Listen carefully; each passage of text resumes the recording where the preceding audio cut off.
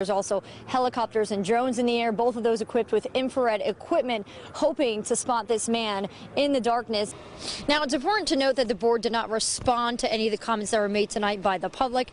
Gallagher's hearing is on Monday. Landry's is in May. And after both of those hearings, the officer assigned will make a recommendation to the board, and it will be up to the board to make the final decision. I am literally standing where part of that neighbor's fence used to stand. I'm going to have my photographer pan down, and you can literally see this fence in pieces because that is how fast those tires and axle flew off the road. Now, just earlier this evening, there was actually a vigil here at this intersection, Webster Avenue and Schaefer Street. You can see the candles and the balloons behind me. This incident really a reminder as to why this move over law is so important and why these emergency crews need that room. So we did a little experiment to see just how well drivers are actually responding to the law and, more importantly, taking the safety of these emergency crews seriously. Happening now, an overnight curfew in Lodi Point is continuing for a third straight night. The curfew remains in place as recovery efforts continue in the small town ravaged by flooding Tuesday. News 10 NBC's Beth Cefalu has more. Here in Lodi Point, there are just piles and piles of debris like you see here that go all the way down this road, really painting a picture of just how bad this flood was and how long it will take to recover. The small town of Lodi still devastated, with homes destroyed, debris all around, and families forced to start over. So I do have right there is what I'm really going to be using. This homeowner got emotional as he sifted through a flood kit he picked up at the fire station. By Sunday, we should be clean in the basement, and then get with the insurance company and figure out, what can we do? We lost everything.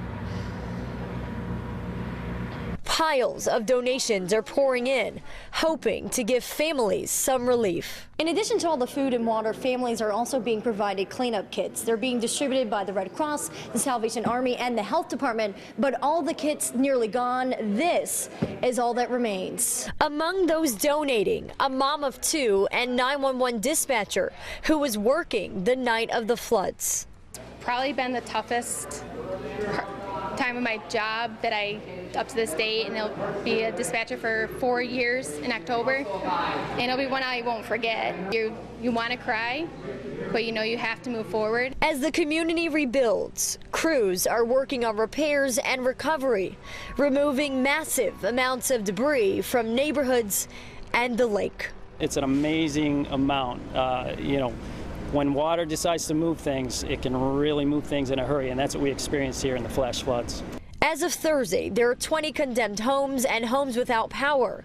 The number can still fluctuate as crews comb through the destruction. We're still trying to render the area safe.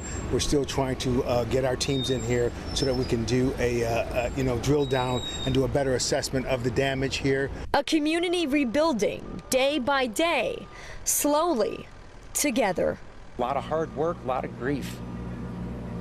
No deaths in the floods and no major injuries, which is a good thing, but still this devastation taking an enormous emotional toll on this community. In Lodi tonight, Beth Cefalu for News 10 NBC. And families are still in the dark tonight. This storm knocked out power across the region in Chile. Falling trees took out power lines, and that's where we find News 10 NBC's Beth Cefalu, who is live there right now. Beth? Good evening, Linda, and that's right. We are standing on top of what remains of a very large tree that was taken down, literally snapped in half earlier today by the powerful winds that we had. And when it came down, it brought power lines with it, leaving many in the dark. This don't show much. I just got to go through. This little bit of light is all Luis Rivera has. So I sit right there. As he sits in almost total darkness, waiting for power. Rivera lives on Chile Avenue, across the street from a massive tree that snapped in half from Sunday's strong winds, taking power lines down with it. It's hard because I can't do nothing, so I just go in the truck and warm up a little bit and come back in the house. His truck now his only refuge from the cold temperatures. Without power, the heat doesn't kick on. So I got to put my hoodie on and the jacket. My toes get cold, but I'm used to cold weather. I love it. This one didn't come on till the next day. Richard and Beverly are weathering the storm in warmth and comfort thanks to their generator. They live a few blocks over from Chili Avenue. Everything just went, everything just went black. So it was like, it's, oh no, we're just waiting it out now. And, he ran up to get some extra gas just in case we needed it and for the generator. But we're just sitting here waiting to see what happens. Now, power has been restored for many, but not all. And just remember, these powerful gusts are continuing through the night. So still a long way to go before many of us, or all of us, are in the clear. Live tonight in Chili, Beth Cefalu for News 10 NBC. And we begin tonight with breaking news. The search continues tonight in Geneseo for a man police say is armed and dangerous. The suspect was driving a car with out-of-state plates with a female passenger inside.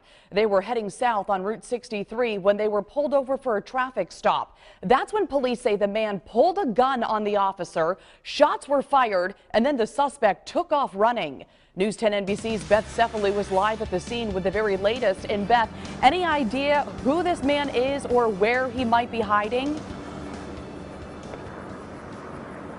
No, Jennifer, police do not know who this man is, where he might be. And when we last spoke with police, they also didn't know who the female passenger was, who he was traveling with. That woman retreated when this all ensued. She is in custody and we were told is cooperating with police. But now that it's nighttime, this search only becoming more difficult and dangerous. This is the last image of the man police say is armed and dangerous. The photo taken from the police cruiser during a routine traffic stop that quickly turned dangerous. The male operator stepped out of the vehicle and pulled a weapon on the Geneseo police officer. There was some type of exchange. That's still under investigation, so I'm not going to comment at this point on that. The sheriff says the man then took off into the cornfield and hasn't been seen since. The thick brush is making the hunt difficult. The best description we have is approximately 5'9", approximately 200 pounds, wearing jeans and either a gray hoodie or a gray long sleeve shirt. He was wearing a gray ball cap at the time. Around 100 officers are on scene, along with air support and canines. The big presence had this neighbor nervous. I did duck because I figured there was a lot going on. We were scared. There were bullet holes, and like I said, we just kept going. They weren't going to let us stop. Nearby homes evacuated, all others being warned to stay inside, keep doors locked and eyes open.